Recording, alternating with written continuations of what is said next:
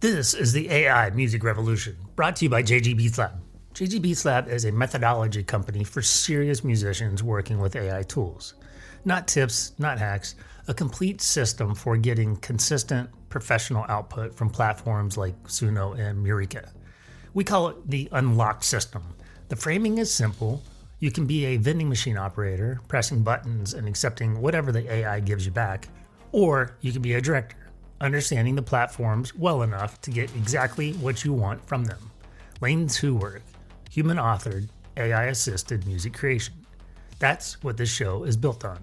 Here's today's episode.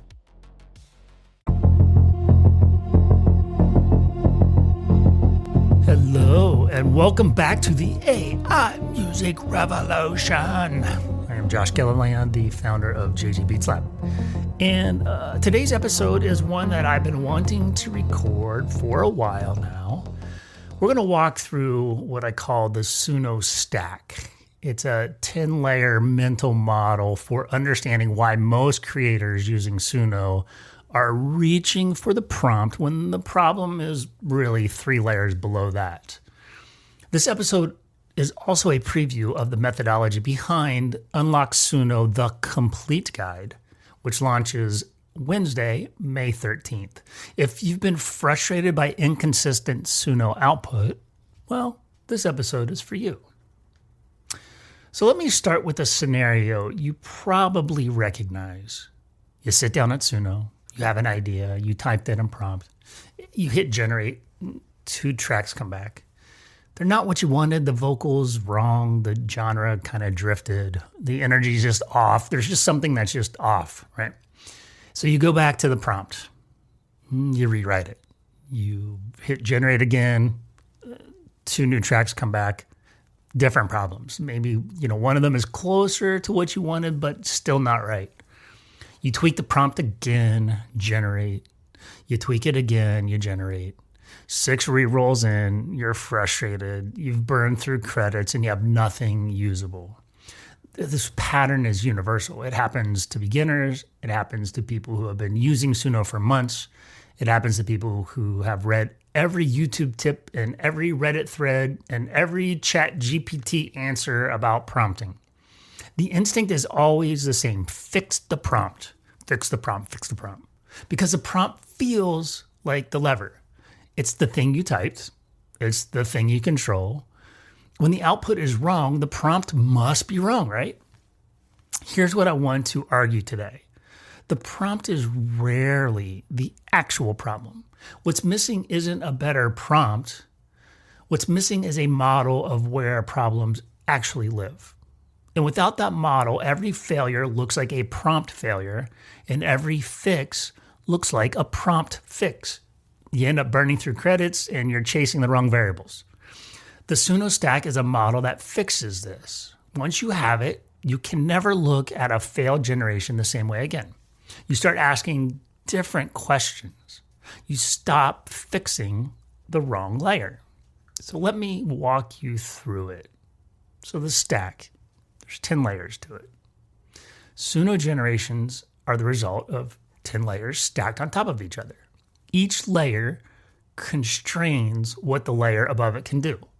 So when you understand the stack, you understand why generations behave the way that they do, and you understand where to actually intervene when something is wrong.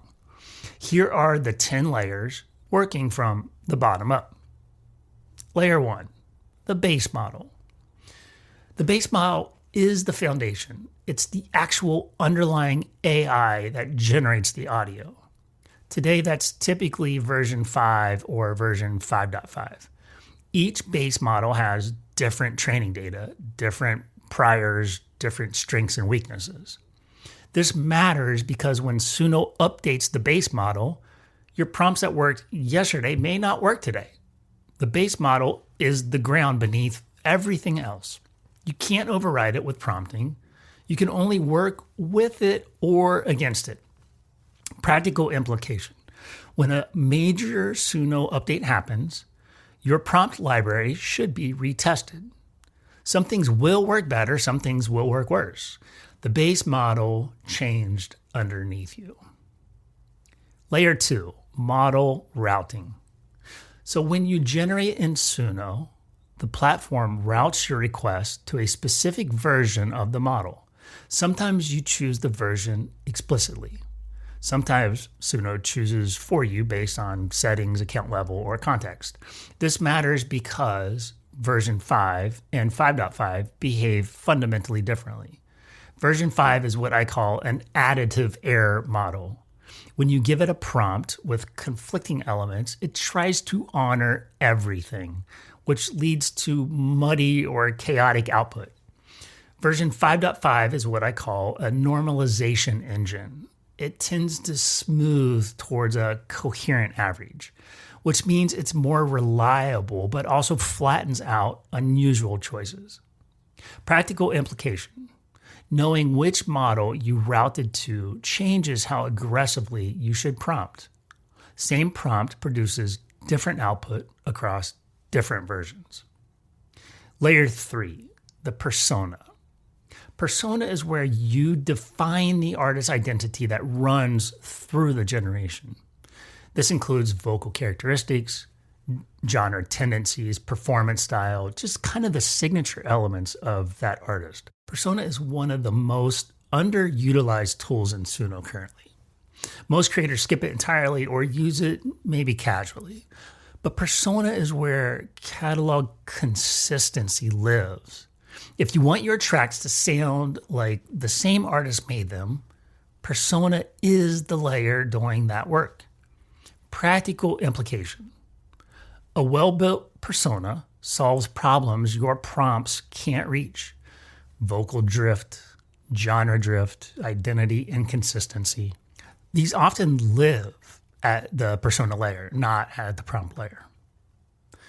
Okay, layer 4, identity systems.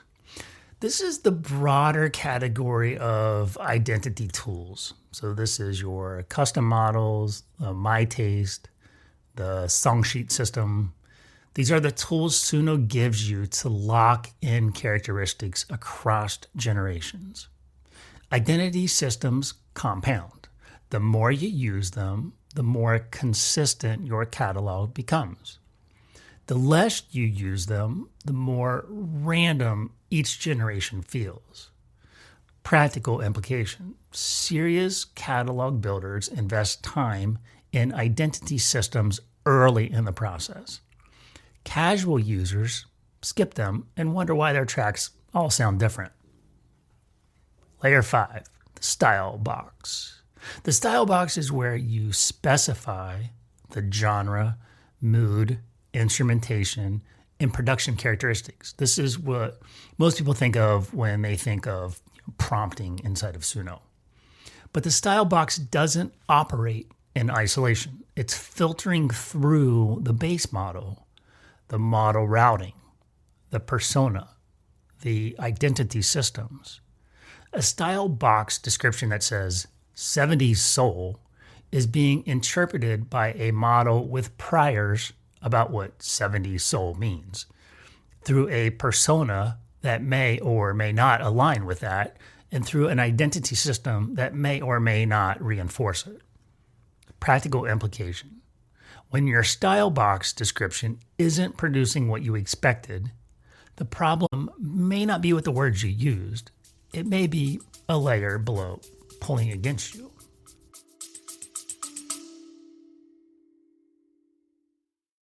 Quick break in the episode. If what you're hearing today is connecting with you, the place to start is the minimum starter kit. 3 books, $27. Make it, release it, promote it. The first book is Unlock Suno, the complete guide. This is the methodology for getting consistent, professional output from Suno. The Suno Stack mental mode, persona work, style box weighting, the director's cut workflow. The second book is Unlock Music Rights and Registration. Royalty collection, copyright protection, ASCAP, MLC, Sound Exchange, DistroKid, and the disclosure landscape we're now operating in. Everything you need to actually get paid for the music you're releasing. The third book is Unlock Music Promotion, how to get heard once your music is out there. Playlist pitching, audience building, the platforms that move the needle and the ones that don't. Make it, release it, promote it. $27 at jgbeatslab.com/store. Back to the episode.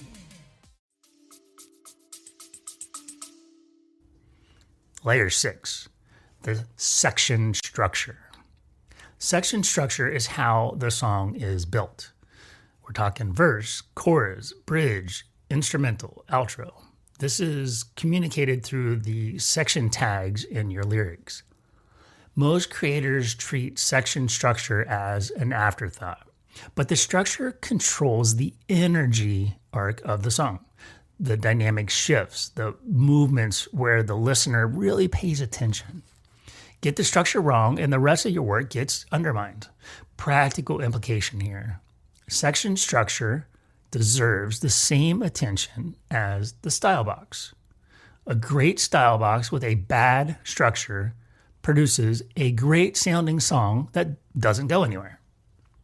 All right, layer 7, lyrics and tags. Lyrics carry meaning, but they also carry technical instructions through tags. The tags in your lyrics tell Suno about vocal delivery, instrumentation changes, dynamic shifts, and stylistic moments. Tags are powerful to understand. Most creators write lyrics like they're writing for a human. Suno reads the tags as instructions, which means tags can completely change how the same lyrics get performed. Practical implication. Lyric tags are where surgical control lives. If you want a specific moment to land in a specific way, tags are the lever. Layer 8, inline modifiers. Inline modifiers are small interventions you make inside the lyrics to control performance. I'm talking about capitalization or punctuation, repetition, deliberate misspellings. These signal to Suno how to deliver specific words or phrases. This is the layer most creators don't even know exists. They assume capitalization is just style. They assume punctuation is just grammar. But Suno reads these as performance instructions. Practical implication. Punctuation as performance is a real concept. A comma versus a period versus an em dash can change how a line is delivered.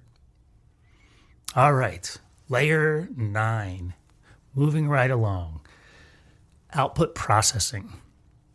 Output processing is what happens after Suno generates the audio. This includes Suno's own processing, mastering, normalization, and format conversion, as well as any processing you do post-generation in a DAW. Most creators don't think about output processing because it feels automatic. But output processing is where artifacts get introduced or removed, where the AI sound gets baked in or filtered out, where the difference between a usable track and a finished master happens. Practical implication. Serious work happens post-generation.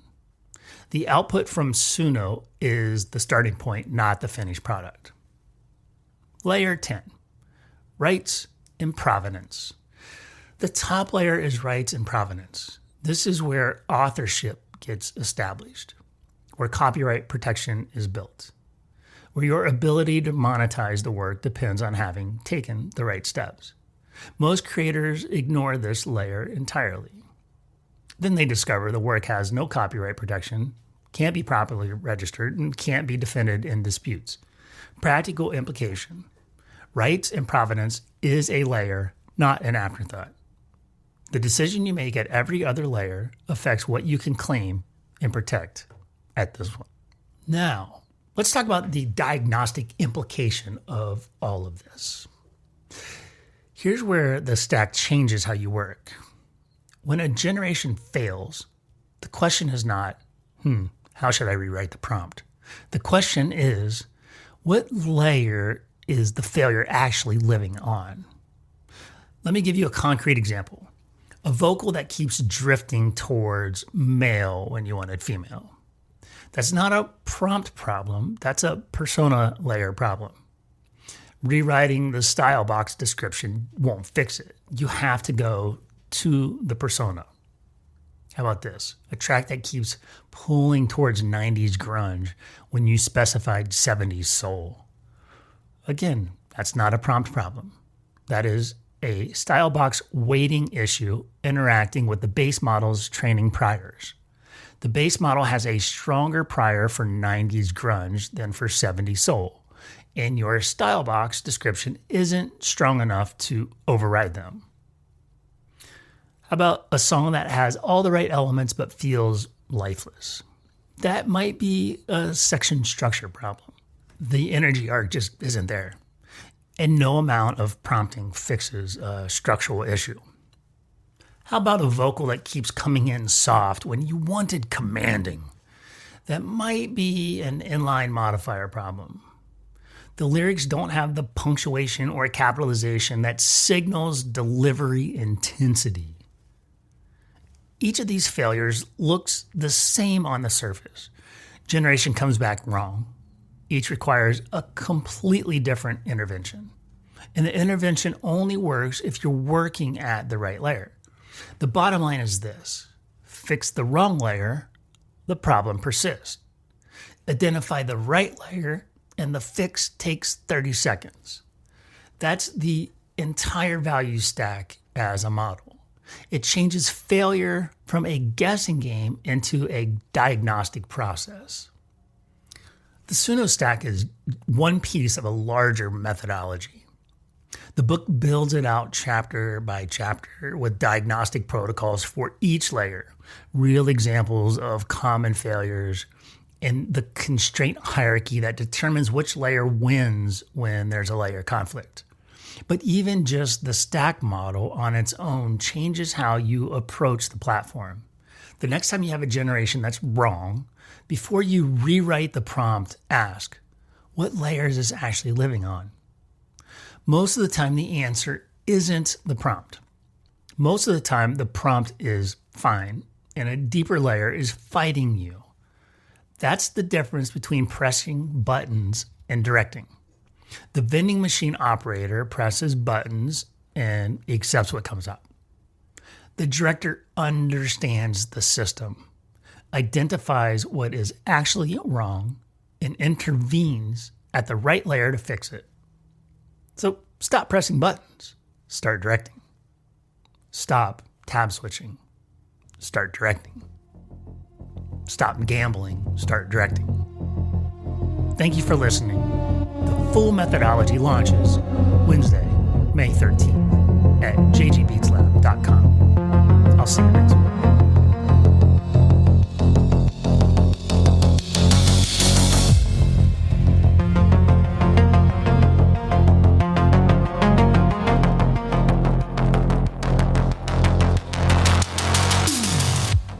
One more thing before you go. Every Thursday morning, I send out a newsletter, one email a week. It's where I share what I'm working on in the studio, the research running the lab, and the methodology I'm refining in real time.